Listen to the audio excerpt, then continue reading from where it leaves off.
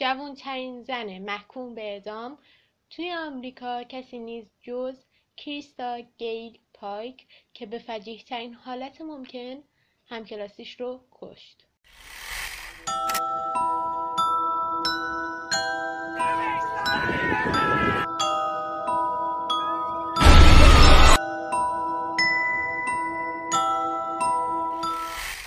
سلام، welcome to the dark side. افتیا هستم. امروز میخوام درباره یه پرونده جنایی دیگه باتون صحبت کنم.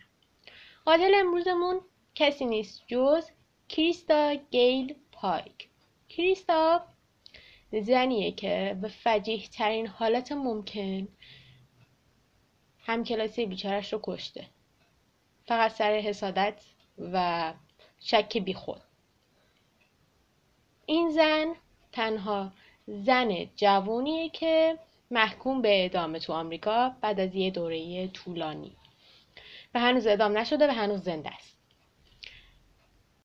کریستا گیل پایک متولد 1976 توی ویرجینیای غربی هستش.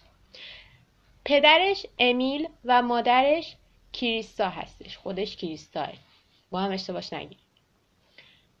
و پدر و مادر واقعا بی‌مسئولیتی داره. دوباره قرار با قاتلی روبرو بشیم که دوران کودکی خوبی نداشته و پدر و مادر بی‌مسئولیتی داشته. پدر و مادرش 2 بار ازدواج کردن، 2 بارم طلاق گرفتن.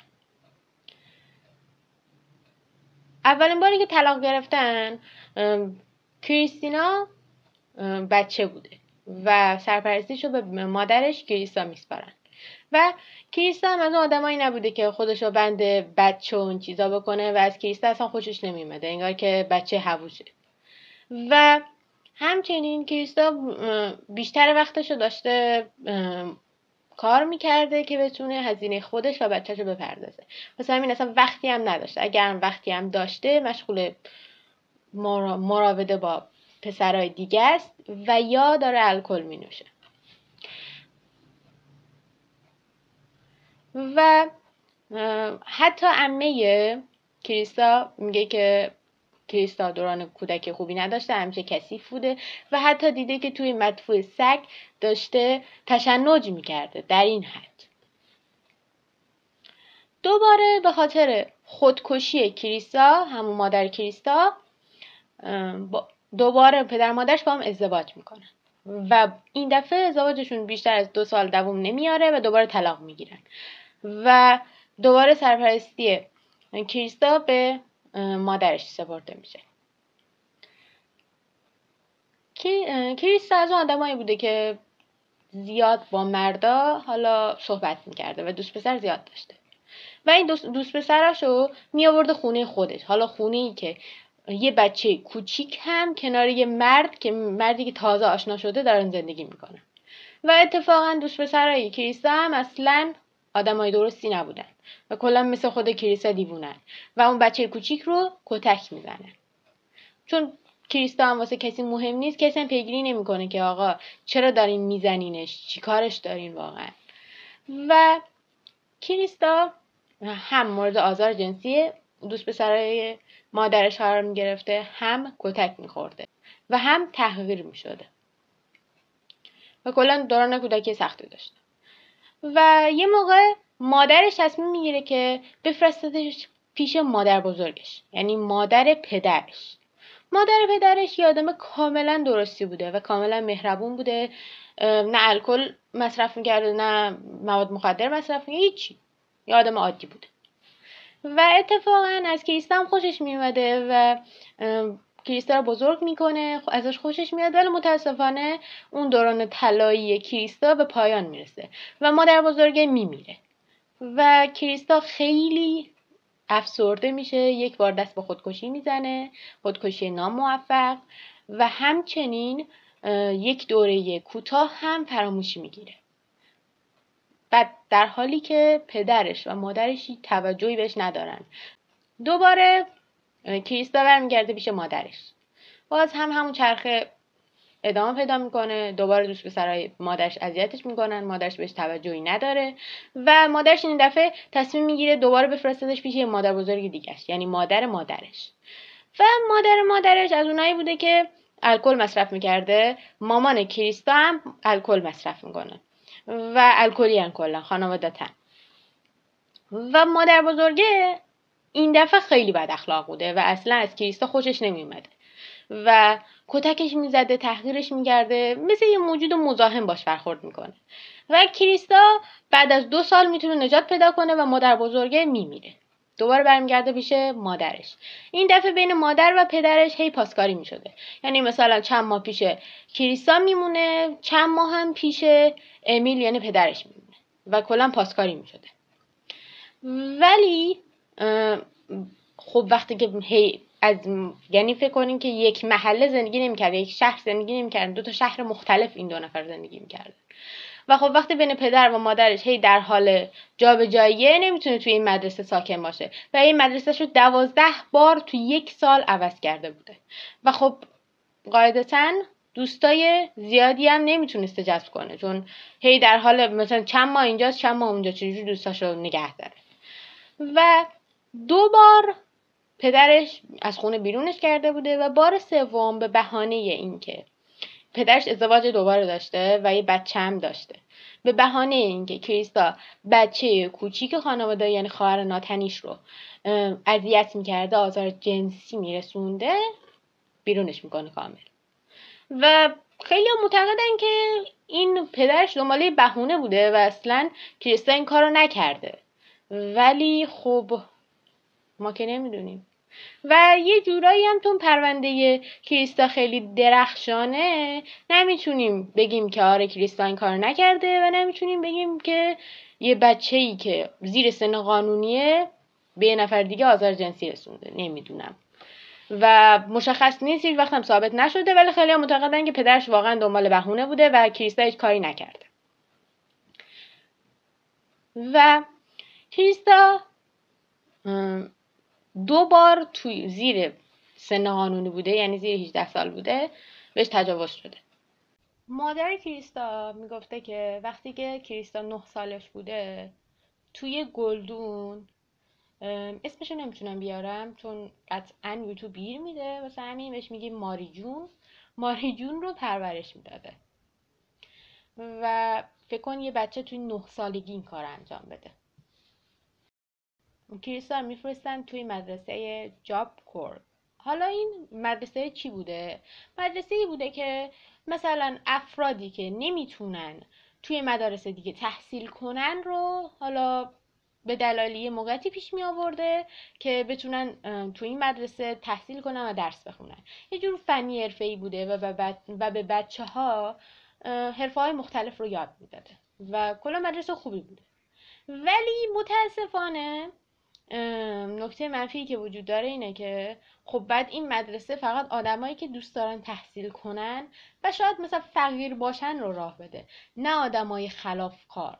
ولی خب متاسفانه این مدرسه جای آدمای خلافکاری بوده که به هیچ وجه نمیتونستن تو مدارس دیگه درس بخونن. بچه‌هایی که به خاطر کارهای خلافشون، به خاطر اعتیاد به الکل و نمیدونم مواد مخدر، هزار تا چیز دیگه از مدرسه‌های دیگه اخراج شده بودن و مجبور بودن که تو این مدرسه درس بخونن. یه جورایی شبیه یه زندانه که آدمای مختلف و خلافکار تو خودش جا داده. حالا آدمایی که زیر سن قانونی هن، یعنی 18 سال 17 سال اینا. و کریستا گیل پارک هم همینجوری آدم آروم و بی آزاری به نظر نمیرسه اگه شما فکر میکنی. کریستا اینم باید بهشون اشاره کنم که درسته که خیلی کودکی سختی داشته و خیلی بهش ظلم شده، ولی خب آدمیه که خودش هم تونسته حق خودش رو بگیره. بعد مواقع یک بار مادرش رو تهدید به تجاوز کردن و کریستا به همراه دوستش اون فرد رو تا حد مرگ کتک میزنه. کریستا همیشه خدا توی مدرسه های دیگه به افراد حالا کوچیک‌تر از خودش قلدری میکرده. کریستا ماری جون مصرف میکرده، کریستا الکل مصرف میکرده و کلن یه پرونده درست درمونی واسه خودش داشته. فکر نکنین یه آدم مظلوم تو سری خوره. و با خودش میگه وای این پسر رویاهای منه و حتما باید باهاش باشم. حالا این پسر کیه؟ این پسر تاداریل شیپ هستش که یه نمونه ای از آدم خیلی خیلی خطرناکه. شیپ در واقع حتی یک نفر میخواست از پل بندازه پایین، مواد مصرف میکنه، 1000 تا کار میکنه، قلدری میکنه، الکل مصرف میکنه، ماریجون مصرف میکنه، بدتر از کریستال. و این دوتا با هم میرن تو رابطه. ولی اینم بگم که شیپ همیشه کریستا رو کتک میزده، فوش بهش میداده و حتی تجاوز بهش میکرده. و خب کریستا اینجوری بوده که اوکی اشکال نداره، حتما خیلی منو دوست داره و باش میمونده. واسش مهم نبوده که شیپ یه آدم بد اخلاق روانیه و دوست داره پارتنرش رو بزنه، اصلا واسش مهم نبوده.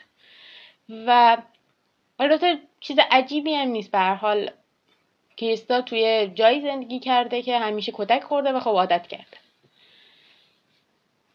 کریستا و شیپ هر روز صمیمیتر می شدن و بیشتر همو دوست داشتن و کریستا واسه شیپ می مرده. یعنی اینجوری بوده که شیپ رو پدر و مادر خودش حساب می آورده و خیلی بهش وابسته بوده و اونا توی فرقه شیطان پرستی هم عضو میشن.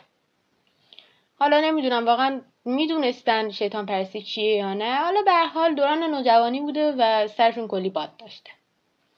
حالا اگه بخوام از این مدرسه بهتون بگم، مدرسه یه جوریه که همه به هم قلدری میکنن.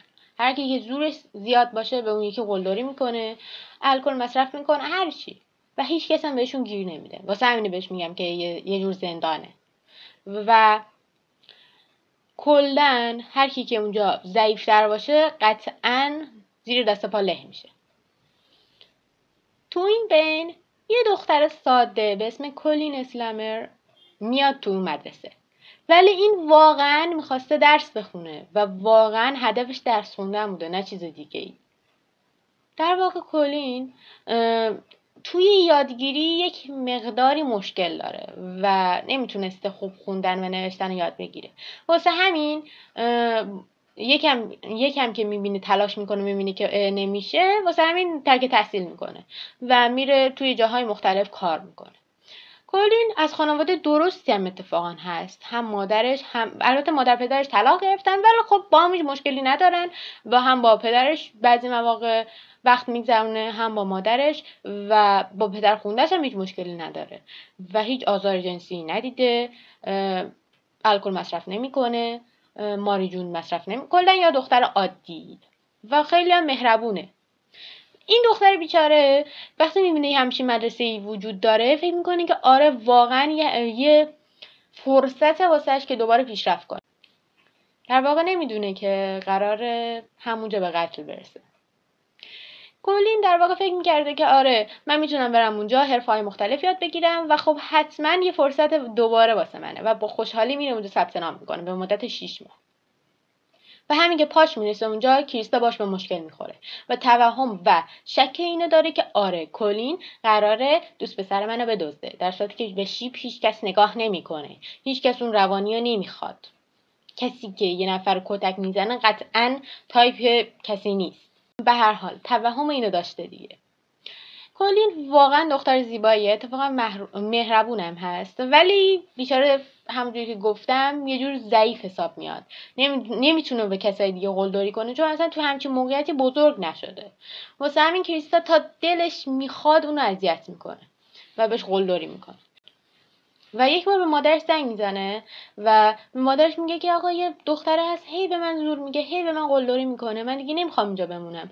اون توهم اینو داره که مثلا من قرار دوست پسرشو بدزدم، در صورتی که همچین چیزی هست، مثلا دوست پسرشو دوست ندارم، مثلا من فقط اومدم درس بخونم. و حالا با گریه و زاری اینا رو واسه مادرش تعریف میکنه.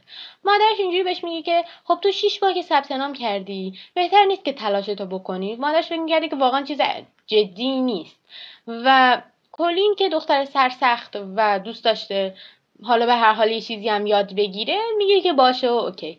و مادرش هم پیشنهاد میده که حالا برم به روانشناسی یا مدیر مدرسه بگه که چه اتفاقی داره میفته. البته کلین این کارو میکنه، ولی خب چه فایده وقتی همیشه این کارا انجام میشده و هیچ قانونی هم تو اون مدرسه وجود نداشته و چیز طبیعی بوده واسه کارکنای اونجا. تا میرسیم به اون روزشون تو سال 1995. اون روز کریستینا به کیم، یکی از همکلاسی‌های دیگه‌اش، میگه که میخوام برم کلین رو بکشم و کیم حرفشو باور نمیکنه و فکر میکنه که کریستینا توهم زده یا ماری جون مصرف کرده و کلا انگار حالش خوب نیست و توجه بهش نمیکنه. کریستینا میره پیش کلین و بهش میگه که میای بریم بیرون و یه جورایی پرچم صلح بهش نشون میده و میگه که من میخوام ازت معذرت خواهی کنم و بچه این روزایی که اینجا گذروندی و این قلدریایی که بهت کرده من فهمیدم که اشتباه میکردم.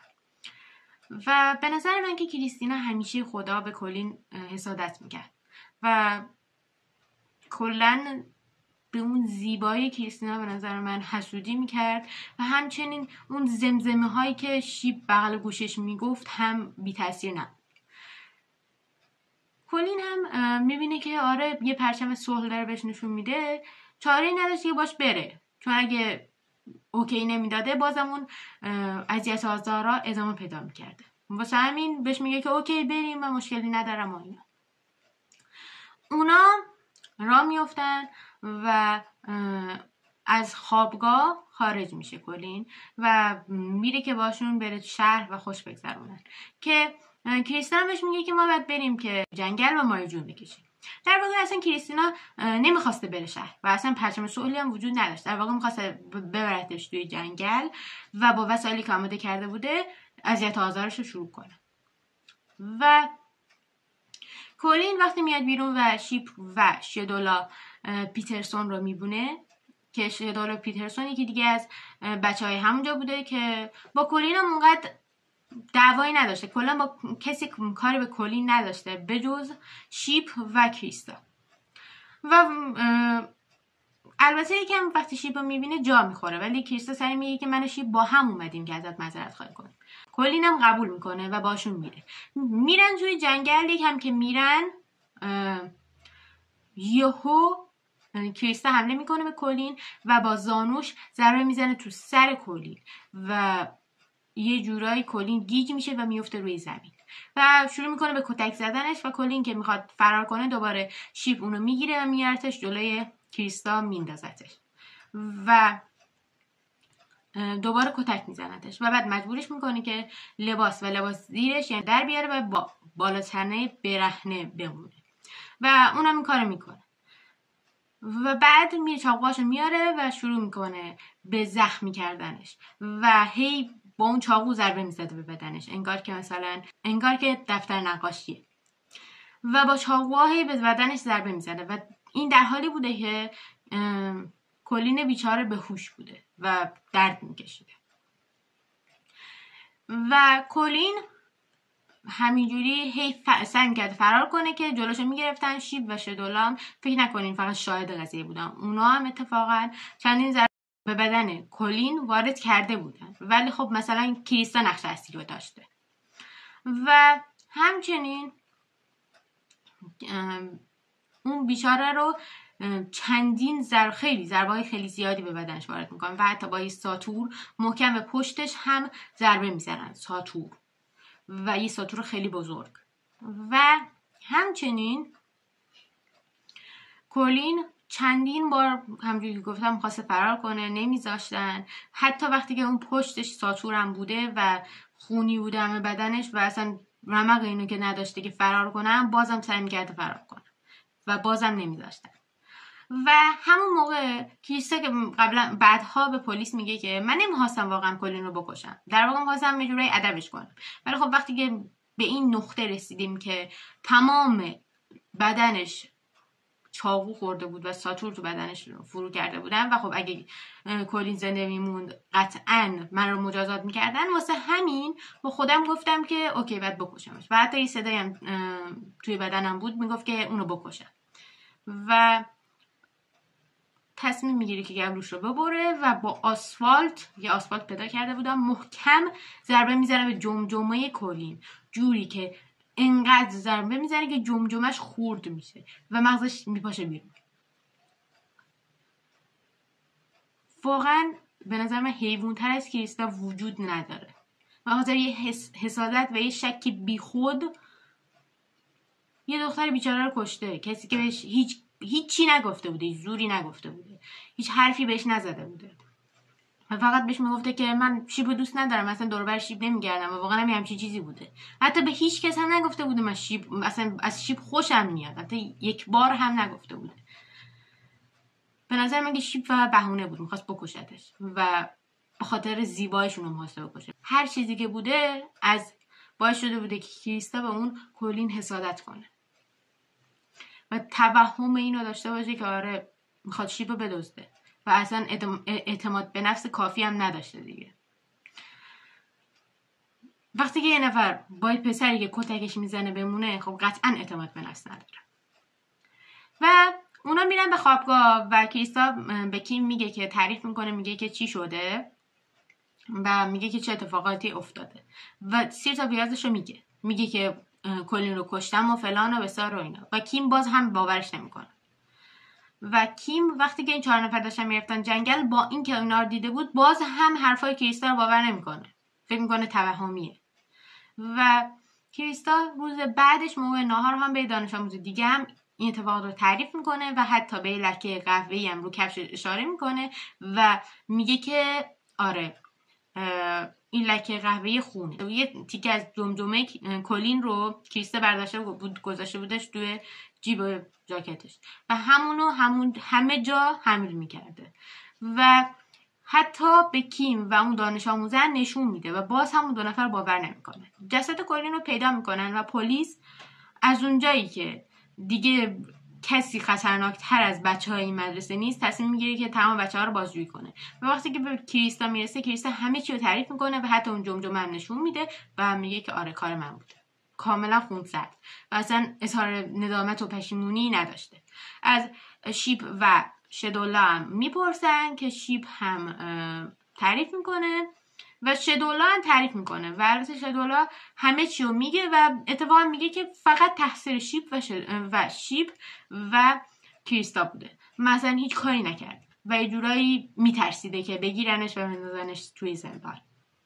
کلا شدولا از اون آدمای ترسویی بوده که کار خاصی انجام نمیداده، فقط یه ذره ماریجون میکشیده، الکل مصرف میکرده و کار خاصی مثلا دعوای خاصی نداشته، فقط بین دعواهای دیگه دخالت میکرده و تفرقه مینداخت.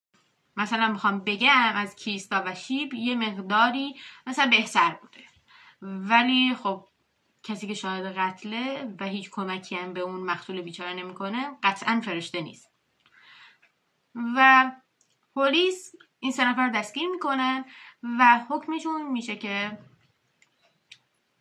کریستا به اعدام محکوم میشه و 25 سال حبس و شیب از اونجایی که 17 سالش بوده نمیتونستن بهش حکم اعدام بدن، واسه همین حبس ابد میخوره و همچنین میتونسته بعد یه مدتی درخواست آزادی مشروط کنه. شدولا که با پلیس همکاری کرده بوده فقط به 6 سال حبس، البته با آزادی مشروط، محکوم میشه که البته یعنی زندان هم نمیره.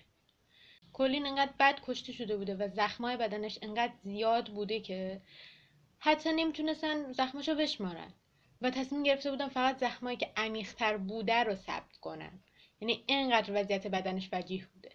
و کسایی که سر جنازش حاضر شده بودن جمجمش انقدر خورد شده بوده که نمیدونستن در پشت جمجمش نگاه میکنن یا به جلوی سرش یا به بالای سر، اصلا نمیدونستن، اینقدر که خورد شده بوده و جمجمه به همین راحت هم خورد نمیشه، باید خیلی بهش فشار بیاد که جمجمه یه سر دیگه اگه قرار بود راحت خورد بشه که هممون مرده بودیم. نه در واقع فشار خیلی زیادی به جمجمه وارد شده بوده که شکسته و حتی مغزش هم افتاده بیرون در این حد. و حتی کسایی که پیدا میکنن کلین رو، جسدش رو پیدا میکنن، اول فکر کرده بودن که این جسد یه حیوانه در این حد، وقتی که میرن جلو میفهمن که جسد یه انسانه و در واقع وضعیتش واقعا فجیح بوده. و در واقع وقتی که حکم میاد، کلین بعدها بدن به شیب نامه میفرسته، میگه که عزیزم واسه منم نامه بفرست و ببین من اون جنده رو کشتم که درد نکشه و میتونستم همجوری رهاش کنم که تا ابد درد بکشه و ببین اینا با من چیکار کردن، حکم اعدام به من دادن. یه آدم چقدر میتونه پررو باشه و در تمام این سالها یک بار هم پشیمون نبود از کارش. و تا اینجا کارمون تمام نمیشه واقعا. تو سال 2001 کولین به همراه یه دختر دیگه همسلولیش بوده که اونم یه قاتل بوده، تصمیم میگیرن که یک دختر دیگر رو بکشن و اصلا دلیلش هم معلوم نیست. پاتریشیا جونز بوده که کریستا با بند کفشش داشته خفش میکرده و اگه چند دقیقه دیرتر میرسیدن نگهبانا کامل مرده بوده و اصلا دلیلش هم معلوم نیست، دیوونه است. و پاتریشیا زنده میمونه و کریستا بار دیگه محکوم میشه به اعدام، به قتل درجه 1. و فکر کنین تو زندانی که نظارت کافی دارن و 1000 تا نگهبان و چه میدونم 1000 نفر دارن نظارتتون میکنن، باز دست به اقدام به قتل بزنی. اصلا دیوونه است این دختر. و کریستا بعدها دست به اقدام به فرار میزنه و تا یک قدمی موفقیت بوده. با یه مردی به اسم دونالد آشنا میشه و داشته موفق میشه. اون یارو داشته بهش کمک میکرده که فرار کنه و با یه زندانبانی هم صحبت میکنه، با یه نگهبانی هم اونجا صحبت میکنه به اسم جاستین هفلین و میخواستن فراری بدن. میخواستن یه کلید رو بدن به کریستا و کریستا رو فراری بدن از زندان. داشتن موفق هم میشدن ولی خب در آخرین لحظه پلیس متوجه میشه و اجازه نمیده و هیچ زیادم ازش هیچ جزئیاتی هم نمیگن، بخاطر اینکه تا قدمی موفقیت بوده. این خیلی بزرگه واقعا. و کریستا تنها زن محکوم به اعدام هستش بعد از مدت‌ها و اگه اعدام بشه واقعا من که خوشحال میشم، واقعا مثلا مهم نیست، چون واقعا هر یک ثانیه‌ای که این زن زنده بمونه یک خیانت به بشریت، واقعا فجیح ترین قتل ممکن رو انجام داده و واقعا پرروی هر چند سال یک بار هم درخواست تجدید نظر میدن و هر بار هم رد میشه و مرسی واقعا. امیدوارم که به زودی هم کشته بشه و بمیره. این بود از این پرونده. امیدوارم که خوشتون اومده باشه. لایک، کامنت و سابسکرایب یادتون نره. شما نظرتون رو درباره کریستا بگین و اگه شما بودین چه حکمی بهش میدادین.